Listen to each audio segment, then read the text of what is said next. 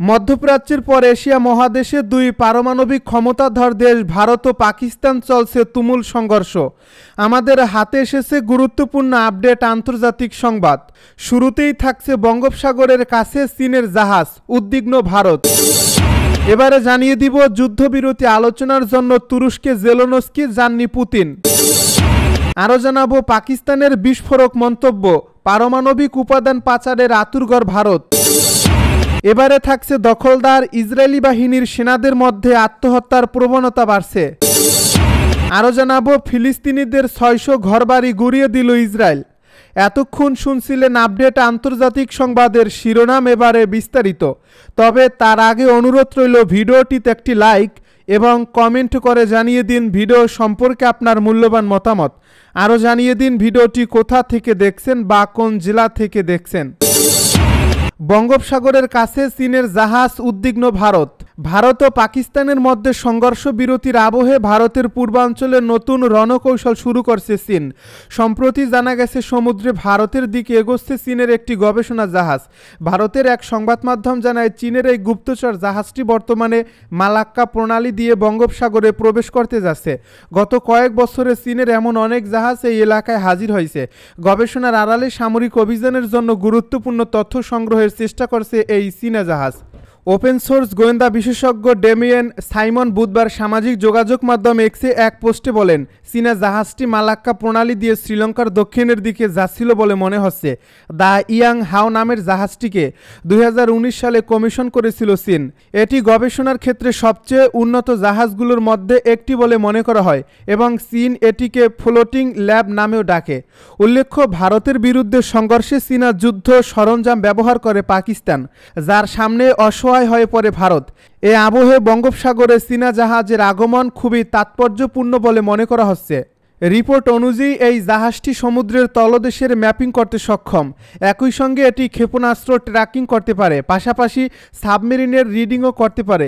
The হিন্দুর এক প্রতিবেদনে বলা হয়েছে 2024 সালে জিয়াং ইয়াং হং 3 কয়েক সপ্তাহ ধরে ওই অঞ্চলে বেশ কয়েকটি পরীক্ষা চালিয়েছিল। এ সময় জাহাজটি মালদ্বীপের রাজধানী মালেতে 2 বার নোঙর করে। ভারতীয় ক্ষেপণাস্ত্র পরীক্ষার ঠিক আগে বেশ কয়েকদিন বঙ্গোপসাগরে জিয়াং ইয়াং হং 1 নামের জাহাজ দেখা গিয়েছিল। যুদ্ধবিরতি আলোচনার জন্য তুরস্কে জেলেনস্কি যাননি পুতিন। রাশিয়া ও ইউক্রেনের মধ্যে চলমান যুদ্ধের অবসানে কূটনৈতিক উদ্যোগের অংশ হিসেবে তুর্কি প্রেসিডেন্ট রিসেপ তাইয়েপ এরদোগানের সঙ্গে বৈঠক করতে তুরস্কের রাজধানী ইস্তাম্বুলে গেছেন ইউক্রেনের প্রেসিডেন্ট ভলোদিমির জেলেনস্কি। রাশিয়ার প্রেসিডেন্ট ভ্লাদিমির পুতিন সরাসরি শান্তি আলোচনা থেকে সরে যাওয়ার পর তা পুনরায় শুরুর উদ্যোগের অংশ হিসেবে জেলেনস্কি এই সফর করেছেন। জেলেনস্কি বলেন তিনি ইস্তাম্বুলে রাশিয়ার প্রেসিডেন্টের সঙ্গে সরাসরি শান্তি আলোচনায় যোগ দিতে প্রস্তুত। বুধবারে জেলেনস্কি বলেন, শান্তি আলোচনার জন্য রাশিয়া থেকে কে আসবেন তা দেখার জন্য আমি অপেক্ষা করছি। এরপর আমি সিদ্ধান্ত নেব ইউক্রেনের কি পদক্ষেপ নেওয়া উচিত। এখন পর্যন্ত গণমাধ্যমের বরাতে তাদের কাছ থেকে পাওয়া ইঙ্গিতগুলো বিশ্বাসযোগ্য নয়। তবে ক্রেমলিন ঘোষণা করেছে বৃহস্পতিবার ইস্তাম্বুলের শান্তি আলোচনায় রাশিয়ার প্রতিনিধি দলের সঙ্গে প্রেসিডেন্ট ভ্লাদিমির পুতিন যোগ দেবেন না। তবে রাশিয়ার প্রতিনিধিত্ব করবেন দেশটির প্রেসিডেন্টের সহকারী ভ্লাদিমির মেডিনস্কি। পারমাণবিক উপাদান পাচারের আতুরঘর ভারত। ভারত পাকিস্তান গোলাবারুদেরও উত্তাপ শেষ হতেই চাঙ্গা হয়ে উঠছে দুদেশের শীতল যুদ্ধ। রণাঙ্গনে বিরতির পর পাল্টাপাল্টি অভিযোগ, দোষারোপে চলছে নতুন বাকযুদ্ধ। পাকিস্তানকে দায়িত্বজ্ঞানহীন পরমাণু রাষ্ট্র বলে আখ্যা দিয়েছেন ভারতের প্রতিরক্ষা মন্ত্রী রাজনাথ সিং। এছাড়া পাকিস্তানের পারমাণবিক অস্ত্র সম্ভারকে আন্তর্জাতিক আণবিক শক্তি সংস্থার তত্ত্বাবধানে আনার দাবিও জানিয়েছেন তিনি। অন্যদিকে চুপ নেই পাকিস্তানও। পাল্টা অভিযোগ তুলে বলেছে পারমাণবিক উপাদান পাচারের আতুরঘর ভারতে। আরও দাবি করেছে ভারতের ভেতরে এক বিপজ্জনক কালোবাজারি নেটওয়ার্ক সক্রিয়, যা বিশ্ব নিরাপত্তার জন্য হুমকি। যুদ্ধের ময়দান ছেড়ে দুই দেশের এ দ্বন্দ্ব উদ্বিগ্ন বিশ্ব। পেহেলগামে সাম্প্রতিক সামরিক সংঘর্ষের পর পারমাণবিক অস্ত্রের নিরাপত্তা ও ব্যবস্থাপনা নিয়ে একে অপরের বিরুদ্ধে গুরুতর অভিযোগ তুলছে ভারত। বৃহস্পতিবার শ্রীনগরে সেনাদের উদ্দেশ্যে দেওয়া বক্তব্যে ভারতের প্রতিরক্ষা মন্ত্রী রাজনাথ সিং প্রশ্ন তুলে বলেছেন, একটি দায়িত্বহীন ও উগ্র রাষ্ট্রের হাতে পারমাণবিক অস্ত্র কতটা নিরাপদ সেটি নিয়ে বিশ্বকে ভাবতে হবে। পাকিস্তানের পারমাণবিক অস্ত্র আইএস এর সরাসরি নজরদারিতে আনা উচিত বলেও দাবি করেছেন তিনি। এর কয়েক ঘন্টা পরেই পাল্টা জবাব দেয় পাকিস্তানও। দেশটির পররাষ্ট্র মন্ত্রণালয় এক বিবৃতিতে জানিয়েছে, এ ধরনের মন্তব্য ভারতীয় আগ্রাসনের বিরুদ্ধে পাকিস্তানের প্রতিরক্ষা ও প্রতিরোধমূলক সক্ষমতা নিয়ে ভারতের হতাশা ও নিরাপত্তাহীনতা প্রকাশ করে। পাকিস্তানের দাবি যদি সত্যিই উদ্বেগের কিছু থাকে তবে তা ভারতেরই। ইসরায়েলি সেনাদের মধ্যে আত্মহত্যার প্রবণতা বাড়ছে। গত বছরের 7 অক্টোবরে দখলদার ইসরায়েলে হামলার সময় হামাসের বিরুদ্ধে যুদ্ধ করা এক ইসরায়েলি পুলিশ কর্মকর্তা বুধবার আত্মহত্যা করেছেন। হামাসের আক্রমণের খবর পেয়ে ইগর পিবেনেপ নামের ওই পুলিশ কর্মকর্তা হেব্রনে তার পোস্ট থেকে গাজা সীমান্তের কাছে তার বাড়িতে ছুটে যান।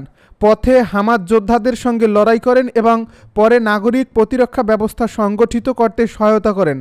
তার স্ত্রী সম্প্রতি হামাসের বিরুদ্ধে লড়াই করে বেঁচে থাকা ব্যক্তিদের অপরাধবোধ এবং পোস্ট ট্রমেটিক স্ট্রেস ডিসঅর্ডার নিয়ে সতর্ক করেছিলেন। মঙ্গলবার রাতে পিবেনেপ আত্মহত্যা করেন এবং পরের দিন তার শেষকৃত্য অনুষ্ঠিত হয়। এর আগেও গাজায় হামলা করা বেশ কয়েকজন ব্যক্তি আত্মহত্যা করেছেন। কিছু পরিবার 2023 সালে হামলার পরের সপ্তাহ এবং মাসগুলিতে তাদের কল্যাণের জন্য যথেষ্ট ব্যবস্থা না নেওয়ার জন্য ইসরায়েলি সরকারকে দোষারোপ করেছে। ফিলিস্তিনিদের 600 ঘরবাড়ি গুঁড়িয়ে দিল ইসরায়েল। ফিলিস্তিনের অধিকৃত পশ্চিম তীরের জেনিন শরণার্থী শিবিরে ইসরায়েলি সেনাবাহিনীর অভিযানে টানা 144তম দিনে অব্যাহত রয়েছে। চলমান এই আগ্রাসনে এ পর্যন্ত 600টি ঘরবাড়ি সম্পূর্ণ ধ্বংস করা হয়েছে। বৃহস্পতিবার ফিলিস্তিনি সূত্রের বরাতে এক প্রতিবেদনে এই তথ্য জানিয়েছে ইরানি বার্তা সংস্থা ইরনা। ফিলিস্তিনি বার্তা সংস্থা ওয়াফা জানিয়েছে, জেনিনে ইসরায়েলি সামরিক তৎপরতা একটানা চলছে। স্থানীয় পৌরসভার হিসাব অনুযায়ী শরণার্থী শিবিরের ভেতর থেকে এখন পর্যন্ত প্রায় 600টি বাড়িঘর সম্পূর্ণ গুঁড়িয়ে দেওয়া হয়েছে। বাকি বাড়িগুলোর অনেকগুলো আংশিক ক্ষতিগ্রস্ত হয়েছে। জেনিন পৌরসভা আরও জানায়, ইসরায়েলি বাহিনীর লাগাতার গুলিবর্ষণ ও সশস্ত্র অভিযান এ শিবিরের বাসিন্দাদের দুর্ভোগকে চরমে পৌঁছে দিয়েছে। জেনিন শরণার্থী শিবিরে এই দীর্ঘমেয়াদী সামরিক অভিযানকে ফিলিস্তিনি কর্তৃপক্ষ একটি পরিকল্পিত মানবিক সংকট ও গণদমন নীতি হিসেবে বর্ণনা করেছে। এদিকে কাতারের যুদ্ধবিরতি নিয়ে পরোক্ষ আলোচনার মধ্যেই গাজায় ইসরায়েলি বাহিনীর হামলায় আরও 84 জন নিহত হয়েছেন। উত্তর গাজা থেকে তাদের বাস্তুচ্যুত করার যে কোনো পরিকল্পনাকে সহজতর করবে এই হামলা। আল জাজিরার এক প্রতিবেদনে বলা হয়েছে, বুধবার ভোর থেকে উত্তর গাজায় জাবালিয়া শরণার্থী শিবির সহ বেশ কিছু স্থানে ইসরায়েলি বাহিনীর হামলায় অন্তত 50 জন নিহত হয়েছেন। অন্যদিকে দক্ষিণাঞ্চলীয় খান ইউনিস শহরে আরও 10 জন নিহত হয়েছেন। গাজায় ভোর থেকেই ইসরায়েলি বাহিনীর হামলায় নিহত 103। গাজা উপত্যকা জুড়ে ভোর থেকেই ইসরায়েলি বাহিনীর বিমান হামলায় নিহত ফিলিস্তিনের সংখ্যা বেড়ে কমপক্ষে 103 জনে দাঁড়িয়েছে। হামাস নিয়ন্ত্রিত বেসামরিক প্রতিরক্ষা সংস্থা বৃহস্পতিবার এই তথ্য জানিয়েছে। স্থানীয় নাসের হাসপাতাল জানিয়েছে, দক্ষিণের খান ইউনিস শহরে বাস্তুচ্যুতদের আশ্রয় হিসেবে ব্যবহৃত গৃহ ও তাঁবুতে রাতভর বোমা হামলায় 56 জন নিহত হয়, যার মধ্যে নারী ও শিশুরা রয়েছে। হাসপাতালের করিডোর আহত মানুষে পূর্ণ ও মর্গ উপচে পড়ছে বলে স্থানীয় সাংবাদিকেরা জানিয়েছে। পরে বেসামরিক প্রতিরক্ষা সংস্থার একজন মুখপাত্র জানান, উত্তরাঞ্চলীয় জাবালিয়া শহরে একটি স্বাস্থ্যকেন্দ্র ও একটি প্রার্থনা কক্ষে হামলা হয়েছে, যেখানে 13 জন নিহত হয়েছে। ইসরায়েলি সেনাবাহিনীর পক্ষ থেকে এ বিষয়ে তাৎক্ষণিক কোনো মন্তব্য পাওয়া যায়নি। তবে গাজায় স্থল অভিযানের প্রস্তুতির অংশ হিসেবে হামাসের যোদ্ধা ও অবকাঠামো লক্ষ্য করে হামলা বাড়িয়েছে বলে ইসরায়েল জানিয়েছে। এছাড়া হামাসের নিয়ন্ত্রিত আল আকসা রেডিওর সাংবাদিক হাসান শামুর ও তার পরিবারের 11 জন সদস্যের তাদের বাড়িতে বিমান হামলায় নিহত হয়েছেন বলে জানিয়েছে চিকিৎসকেরা। এর পাশাপাশি এদিন সকালে বেসামরিক প্রতিরক্ষা সংস্থা উত্তরাঞ্চলীয় বেইত লাহিয়া শহরে 4 জন ও মধ্যাঞ্চলীয় দেইর আল বালহা শহরে 2 জনের মরদেহ উদ্ধার করছে। পরে সংস্থার মুখপাত্র মাহমুদ বাসাদ জানান, জাবালিয়া শহরে একটি বাড়িতে ইসরায়েলি বাহিনীর হামলায় শিহাব পরিবারের 5 সদস্য নিহত হয়েছে। আল ফাকুরি এলাকায় জাবালিয়া শরণার্থী শিবিরে আল তাওবাহ স্বাস্থ্যকেন্দ্র ও প্রার্থনা কক্ষে এক হামলায় আরও 13 জন নিহত হয়েছে। ফিলিস্তিনি বার্তা সংস্থা ওয়াফা জানায়, সেখানে 15 জন নিহত হয়েছে, যাদের মধ্যে 11 শিশু রয়েছে।